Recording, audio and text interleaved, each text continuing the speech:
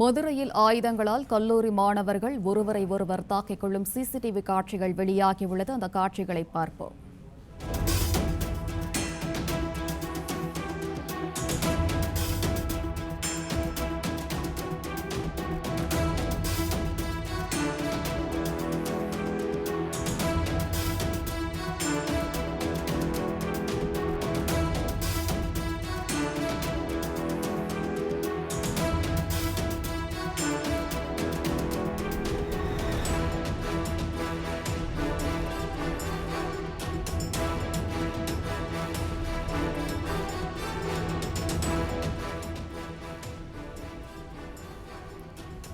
கூடுதல் விவரங்களை வழங்குகிறார் செய்தியாளர் ராஜ்குமார், வணக்கம்.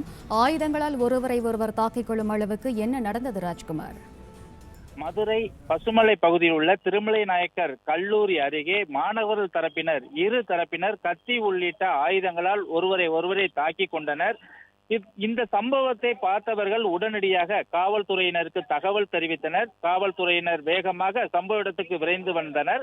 காவல்துறையினரின் வாகனத்தை பார்த்ததும் மாணவர் தரப்பினர் தலைதெறிக்க ஓடினர். இருந்த போதிலும் அப்பகுதியில் வைக்கப்பட்டிருந்த சிசிடிவி கேமராவில் பதிவான காட்சிகளை கைப்பற்றி போலீசார் விசாரணை துவக்கியுள்ளனர். அந்த சிசிடிவி காட்சிகள் வெளியாகி தற்போது பரபரப்பை ஏற்படுத்தி இருக்கிறது.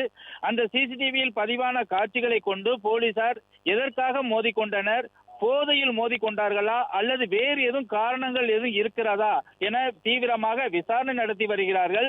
பசுமலை பகுதியில மன்னர் திருமலை நாயக்கர் கல்லூரி, சௌராஷ்டிரா கல்லூரி மற்றும் திருப்பரங்குன்றம் கோவில் உள்ளிட்ட பரபரப்பு மிகுந்த இந்த சாலையின் நடுவே மாணவர் தரப்பினர் மோதிக்கொண்ட காட்சிகள் அப்பகுதி மக்களிடையே ஒரு அச்சத்தை ஏற்படுத்தியுள்ளது.